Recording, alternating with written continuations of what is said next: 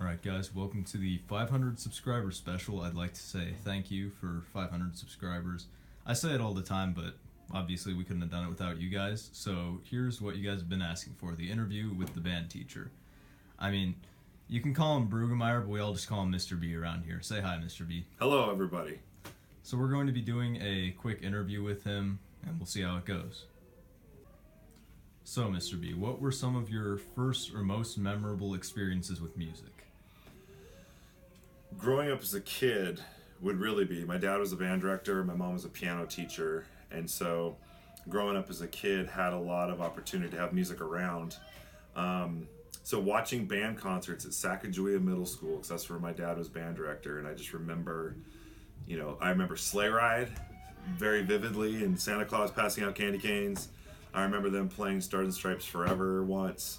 And then I remember tunes that I would hear around the house, like the Buddy Rich Band and other concert band recordings, various groups and stuff like that. Just growing up as a kid, remembering that. So those were kind of the significant ones early on.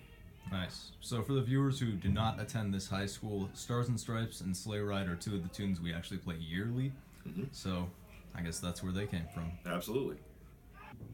So how do you think your life would have turned out had music not played such a pivotal role? I think probably I'd do something in the sports world. I really was fascinated and interested in sports medicine, physical therapy, and was headed that direction until I had a pretty significant musical encounter from the Whitworth Choir when I was a junior in high school. Seeing a concert, and it was incredible, and I thought I got to figure out a way to do this for the rest of my life, and so was able to do that. But probably would do something in the physical therapy realm, because I thought that was pretty fascinating also. And for anyone who might not know, Mr. B's a big Cubs fan. Yes. So what would you say is your favorite part about your job? Truly, the music's wonderful and I love it, but it is the dynamic of the students. You never know what you're going to get every day. There's never a dull day. And I think just being constantly blown away by what they're capable of, and musical ideas or non-musical ideas. So really the energy of the students and the fun that it is to put music together and work on different pieces, different tunes with jazz or percussion, keeps it very, very interesting all the time. Yeah, I'd say that's a good reason to like your job. Yeah. What's a favorite memory of yours as a band director? Oh boy, that is tough. That's really tough. A great memory, which could seem like a disaster, was leaving a student on Ellis Island when we were in New York. That was super exciting. That was before cell phones. We found him. Wow. He got back to Spokane. In fact, we found him about an hour later. So he just got on the next ferry. He's all fine. But and we knew he was missing. So that's a good step in the right direction. But probably the trips. The trips is where so many things happen. Watching the students grow and learn. And living together in the group dynamics, but just the adventure of travel, whether it's been to New York or Hawaii or Orlando or San Francisco or these places we've gone, watching the students discover and have light bulb moments and be excited about everything that we're doing, that's pretty cool. And so that's what I would say. Nice. So what is it that you look for in members of your upper groups, like your wind ensemble or your jazz orchestra? Really, in the top groups, I would say, honestly, I think, obviously their ability to play whatever the tryout is, but also the tone quality.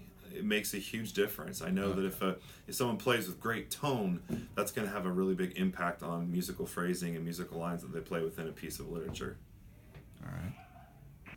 So this is a bit of a weird one, I guess. What's one thing that the wind ensemble doesn't have that you wish it had, or something that you think it should get better at? That is a hard question.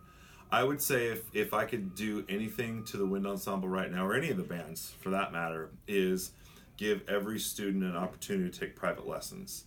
Because what that would do is give each student the opportunity to discover and explore how they create sound on their instrument, because everyone's facial structure is a little bit different. And so when you can sit down with a private teacher and they can look at your bite, for instance. I mean, with a brass player, the bite makes a huge difference. You have an underbite and an overbite, totally affects how you play.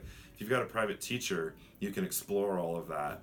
Plus, then they can give you specific things that you need to work on as a player. And so, man, if every student could get that, that would be so cool for them. Absolutely. All right, I'm sure you knew this question was coming. What's your favorite piece of band music to conduct? Oh my word. You can't ask that question. I will say my favorite piece of band music to conduct is whatever one I'm working on at the moment. How's that? That's a really lame. Fair. That's a lame answer, but that's impossible to answer. All right, that's fair game. So what advice do you have for people who wish to pursue music beyond high school? I would say, number one, that if you want to teach, teach. If you want to perform, perform. I think that a lot of times people say they're going to get a performance degree, and if it doesn't work out, they'll fall back on teaching, but then they're not passionate about teaching. And so I think the thing that we need to promote music and what we're doing is people who are passionate about teaching it, and excited about people who want to learn. Whereas, people who want to perform, they're excited and get, passionate about performing. Figuring out a way to do that it's a challenge, but man, you've got one shot really to go for it, and so I think it's totally worth going for. It's work, but the payoff is fantastic. And when you have the mindset of making music being about the fun of making music and the magic of making music, then the hard work is just part of the process. It's not hopefully the only reality in doing what you do. So I say totally go for it, but just know you're gonna have to work. It doesn't come easily, but the payoff is totally worth it. All right, so that was just a brief interview with Mr. B. Thank you guys for watching, and I hope you enjoyed. Any final words, Mr. B? Go for it. Music is awesome. Go for it. All right.